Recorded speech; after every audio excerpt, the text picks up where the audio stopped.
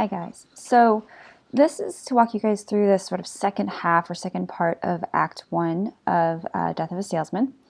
And I'm going to kind of walk you through not only what happens, but I want you guys to pay attention to a lot of these sort of elements that we've talked about found in particular dramas. So again, remember that this play structure is a little bit different than sort of the typical Greek 5-act play. But we are doing our exposition and our rising action in this section of the play. So we're really understanding who Willy Loman is. We're understanding the background of the family and of the sons. And then we're also kind of piecing together bits of the past to kind of help us drive the plot in the present. So we're building towards that climax right now. So we've had a flashback scene where Willie's kind of has the boys when they're young, and he's kind of dreaming about how much they loved him and how much they, adored him as this kind of this mythical figure. They looked up to their father like he was invincible, and that's how he wants to be seen again. So, continuing on from that point, there's a flashback here. Part of the flashback is with Linda. And she's talking to Willie, and she's talking about how much the boys adored him when he was young. She says the way they obey him, and you can tell this is almost a dreamlike state because the boys are obedient and they love him. And so again, we're pretty sure this is the past, but we're not entirely sure this is total reality. So we may not have a completely reliable narrator here. So we see that Willie's talking about how he was selling and selling and selling, but it was just too much. He had to come home. So he was doing so well that it was too successful. So we're, again, not quite sure that this is a reality, but this is some type of representation of the past. And that seems to be where Willy Loman is stuck. That's something that's very important, this theme of kind of being stuck in the past and not willing to sort of embrace the present or the future.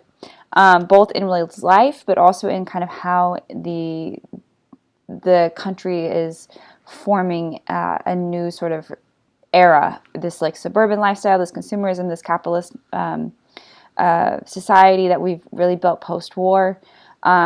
Willie's not fully embracing any of it, and he's an old guard. He's stuck in the past. So.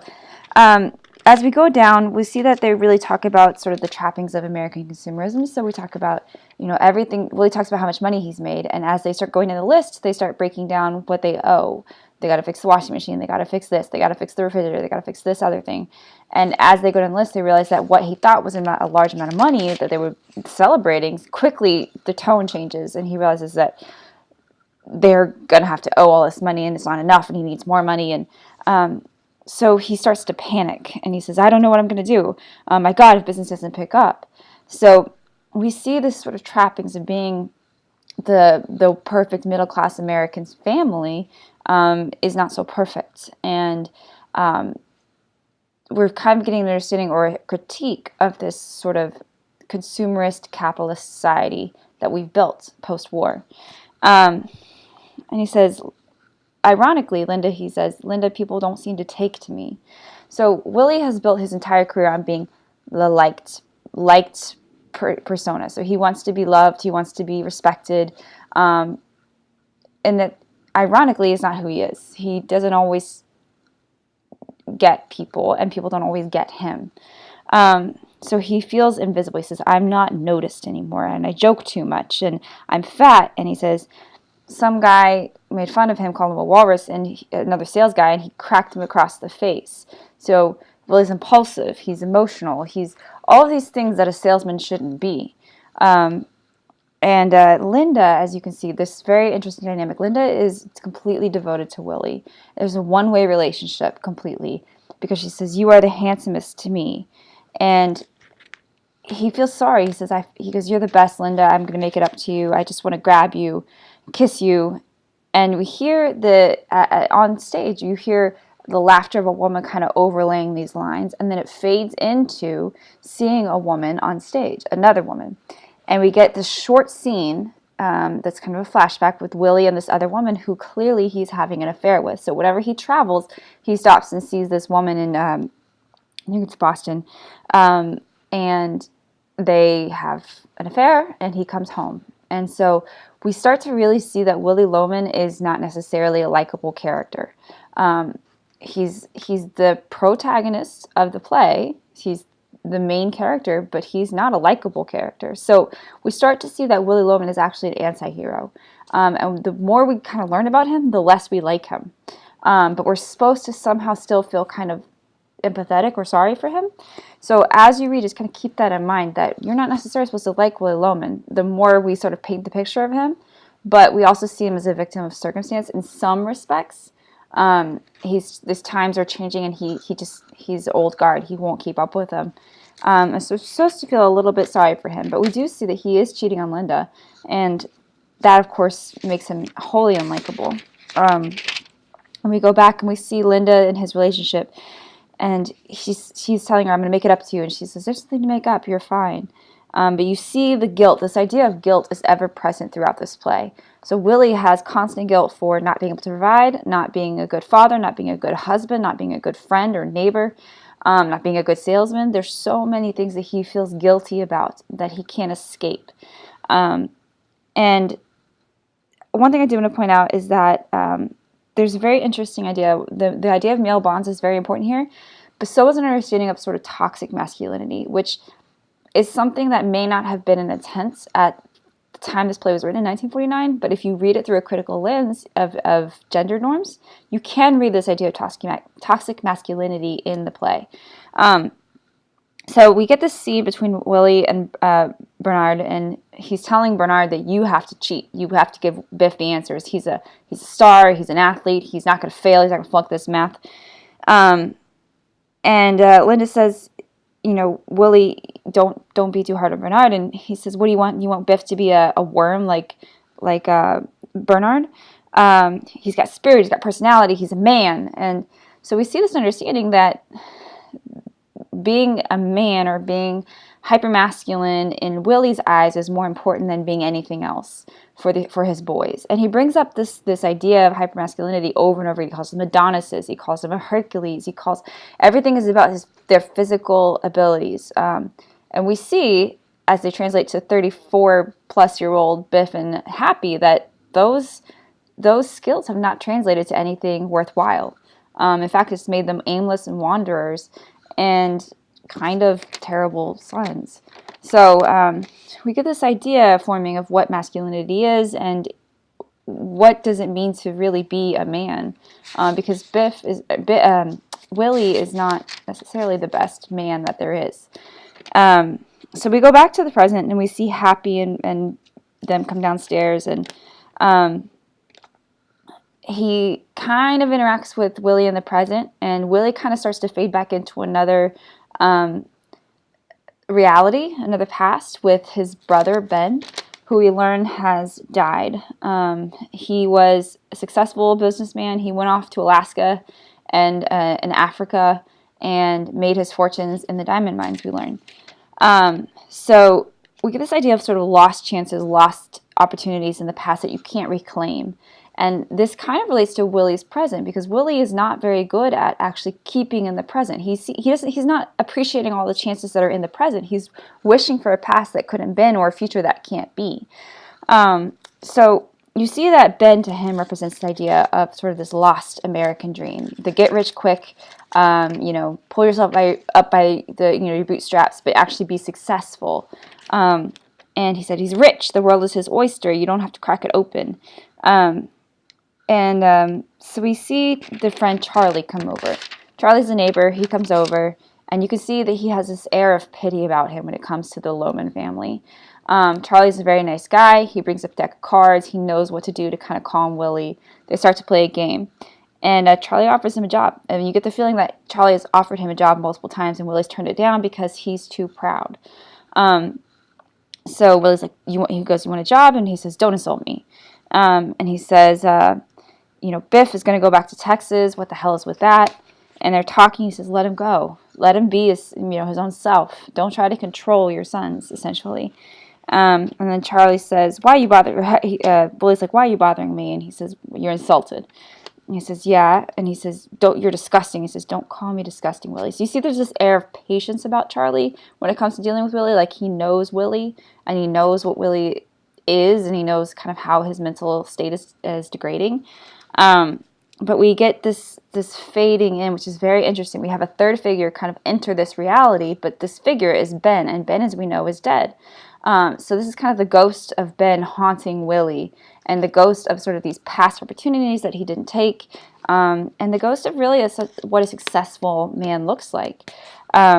So we get Willie and Charlie talking, but Willie's also talking to Ben. Charlie can't see this ghost figure of Ben, so it makes Willie look like he's pretty mad or crazy. So Ben is kind of talking about going off to Alaska and Africa and how great the opportunities are, and Willie kind of goes in and out, and then we get a full flashback with Ben, and we see that Ben has come and met Willie and Linda and the boys when they were young, and Willie is enthralled with Ben. He looks up to him, he wants to be him, he thinks he's everything. He's like, boys, come listen. He's everything Willie could have been, but Willie didn't take the chance. And you can tell, very interestingly, that a couple of things. So one is that the father figure is very important here. Willie never knew his dad. His dad left when he was like 3 or 4, and there was no male bonds, nothing to help raise him as what a good man should be. So you see that lack of a father figure, very, very important. And then that's carried down to the boys. They don't really have a father figure either. So you get this cyclical feeling that this lack of a father figure is kind of dooming this family over and over again.